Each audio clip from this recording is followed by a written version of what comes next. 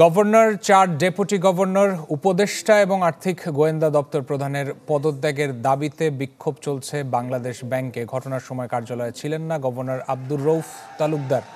বিক্ষুব্ধ কর্মকর্তা কর্মচারীদের চাপের মুখে এরই মধ্যে পদত্যাগ করেছেন ডেপুটি গভর্নর কাজী সাইদুর রহমান। বাংলাদেশ ব্যাংকের শীর্ষ এই কর্মকর্তারা চুক্তিভিত্তিক নিয়োগ পেয়েছিলেন।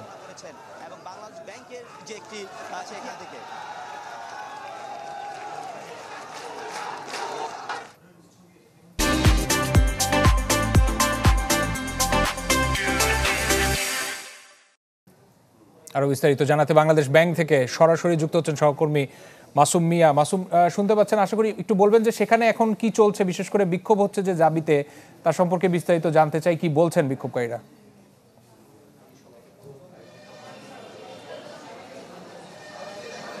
রাশেদ, এই মুহূর্তে ঠিক বাংলাদেশ ব্যাংকে বিক্ষোভটা নাই, কিন্তু সব রকম একরকম চাপা আতঙ্ক তৈরি হয়েছে। বিশেষ করে আপনাকে যদি বলতে চাই, সকাল থেকে কিন্তু এইখানে বাংলাদেশ ব্যাংকের কর্মকর্তা কর্মচারীরা কিন্তু একরকম বিক্ষোভ করে।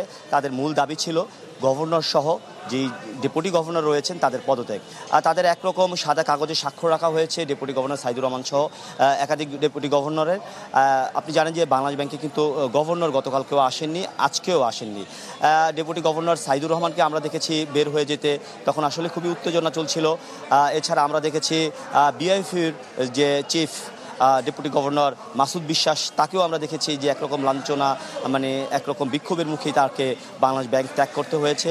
সব মিলিয়ে এই যে ব্যাংকের কর্মকর্তা এবং কর্মচারীদের যেটি দাবি, সেই দাবিটা হচ্ছে যে একজন ডেপুটি গভর্নর অর্থাৎ DG2 নুর নাহার কে দায়িত্ব রেখে সবাইকে পদত্যাগ করার দাবি করেছেন ব্যাংকের সাধারণ কর্মকর্তা এবং কর্মচারীরা। আপনাকে যদি একটু বলে রাখতে চাই যে গতকালকে কিন্তু প্রথম দিন অর্থাৎ ব্যাংক খোলার প্রথম দিনে কিন্তু এই 3 ডেপুটি গভর্নর সাংবাদিকদের ডেকেছিল এবং সেখানে তাদের প্রশ্ন করা হয়েছিল যে এত অনিয়ম হয়েছে, অব্যবস্থাপনা হয়েছে, সেখানে সেন্ট্রাল ব্যাংকেরও কিন্তু সহযোগী ভূমিকা পালন করেছে। তখন তারা যেটা বলেছিল যে চাকরির ভয়ে, আতঙ্কে তারা আসলে এসব করতে বাধ্য হয়েছে। এরপরে কিন্তু বাংলাদেশ ব্যাংকের যে বিভিন্ন শ্রেণীর কর্মকর্তা কর্মচারীরা ফুঁসে উঠেছিল যে বাংলাদেশ ব্যাংকের ডেপুটি গভর্নরের পদে থেকে চাকরির ভয় করে এমন আসলে ডেপুটি গভর্নর তারা চায় না। এবং তারা যেটা বলছেন যে এই যে ব্যাংক খাতে যত অনিয়ম হয়েছে, অব্যবস্থাপনা হয়েছে, এই অনিয়ম অব্যবস্থাপনার দায় এড়াতে পারে না এই গভর্নর এবং ডেপুটি গভর্নররা। তারা যেটা বলছেন যে ডেপুটি গভর্নর 2 অর্থাৎ নুর নাহার ম্যাডাম অফিসে কাজগুলো বাসায় থেকে করবে, তাদের অফিসেও করতে তারা বাধা দিয়েছে। তাদের কথা হচ্ছে গভর্নরের যে দায়িত্বটা, সেই দায়িত্বটা এখন ডেপুটি গভর্নর 2 পালন করবে। আর আপনি জানেন আমি কাজী সাইদুর রহমানের সাথে কথা বলেছিলাম যখন তিনি বেরোচ্ছিলেন, তাকে তার পদত্যাগের কথা জানতে চেয়েছিলাম। তিনি কিন্তু একটি বিষয় বলেছেন যে তার থেকে জোর করে এই পদত্যাগপত্রে স্বাক্ষর নেওয়া হয়েছে এবং তিনি মূলত নতুন সরকারের কাছেই পদত্যাগ করবে। তো সব মিলিয়ে এই বাংলাদেশ ব্যাংকের এখন কিন্তু পরিস্থিতিটা একটু শান্ত মনে হলেও কিন্তু একরকম চাপা আতঙ্ক রয়েছে।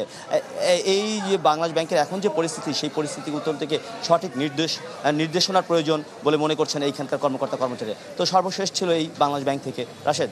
মাসুম, অনেক ধন্যবাদ যুক্ত হওয়ার জন্য। মাসুম মিয়া আমাদের সাথে যুক্ত হয়েছিলেন বাংলাদেশ ব্যাংক থেকে।